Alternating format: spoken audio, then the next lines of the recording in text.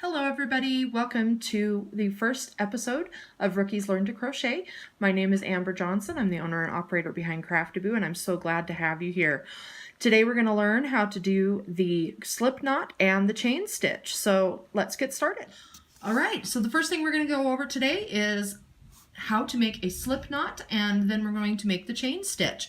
Now before we get started, there are a couple of different ways that you can hold your hook and your yarn, and I'm going to say right up front that I'm going to be referencing whatever feels comfortable to you. Now if you're a beginner, there's going to be no way that feels 100% comfortable. It's all going to feel awkward for a little while until you get a rhythm down, until it becomes natural. So just stick with it, and I promise it will feel a lot better.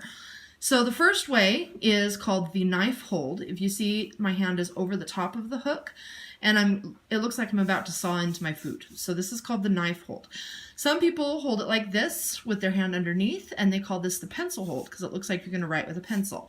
Now, whichever way is more comfortable for you, you can start off with one until you kind of feel like you have the basics down, and then switch it up to the other one and see which one feels better.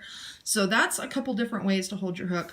I've also seen people that hold it kind of like chopsticks, kind of like this. Now, I'm kind of backwards and I can't do chopsticks for the life of me, so this might not be the way to do it with chopsticks either. So just a few ideas of how you can hold your hook. The next thing I'm going to show you is some basic ways to hold your yarn. Now, you need to know that most all of your yarn is going to be over this finger. Every time you have your yarn out, I'm going to have you stick your finger out because this is what helps you keep your tension correct.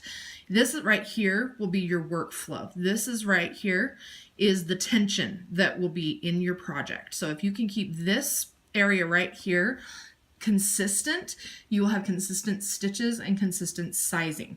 So there's a few different ways to wrap your yarn around your fingers.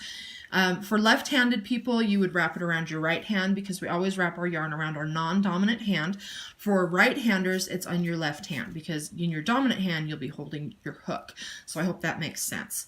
So to get started, I usually wrap it once around my pinky like this, and then I flip my hand over and I wrap the yarn up over my pointer finger. So it's over one pinky and it's over two fingers in the back and one finger in the front.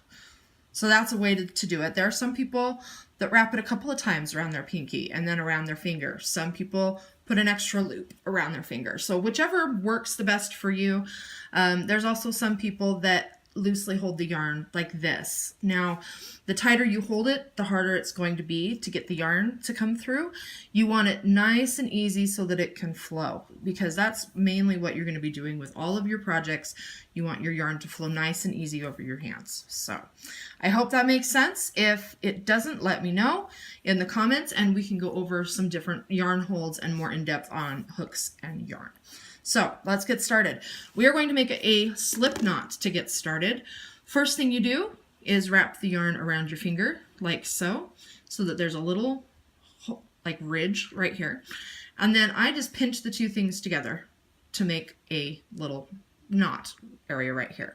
Then I take this tail that's dangling and I fold it up behind it and pinch it so that you can see through the little window right here. You've got your little yarn buddy. And then all you have to do is grab the yarn in the middle right there and pull the two ends apart and you have a slip knot. Super, super easy. So then we insert our hook and pull the two pieces apart to tighten it around your hook. Now, you'll always want to keep your yarn as snug as possible, not too snug, but as snug as possible around the shaft of your hook, because this is the diameter of each of your stitches. So this is where you want to keep your yarn and try to keep it as snug around there as you can. So here we go for the chain stitch. Now the chain stitch is the most commonly used way to start a project. So if you can master the chain stitch, you can master the beginning of literally thousands of projects. This is how you start your project. So let's get started on that. Easiest way to do it, holding your yarn. I have the knot pinched down here between these two fingers, between my middle finger and my thumb. This helps to keep this workflow right here, like I talked about earlier, nice and tight and good tension so that we make sure that our stitches are consistent. So we take our hook and go to the left side of the working yarn, which is this right here, to the left side of the yarn with the hook facing away from you. Turn it slowly towards you and see how the yarn is coming up underneath the hook right here. And then you pull down and through the loop that we just made, and you have one chain stitch. So let's do that again. We put our hook to the left, we go behind and away, turn it towards you, point it down towards your thumb, and pull all the way through the hook. Now hopefully you will keep your yarn on your hook, like mine just slipped off, but if not, just go ahead and stick it back in, no big deal. Go ahead and try that again. We're going to go behind, pointing away, turn it towards your thumb and pull down and through. To the left, behind, turn it towards you, pull down and through. Simple, simple. Behind, away from you, turn it towards you, down and through. Behind, around, down and through.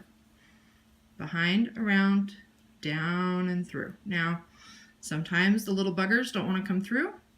Just make sure that you are very forceful and you make sure that they cooperate. So, super easy.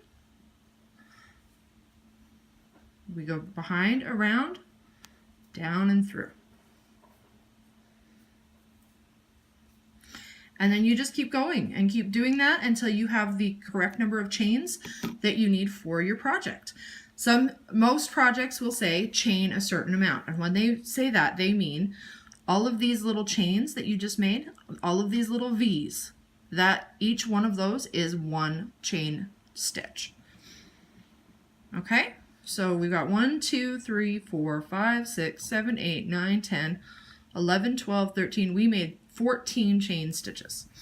So I hope that makes sense. I hope that's easy for you guys to follow.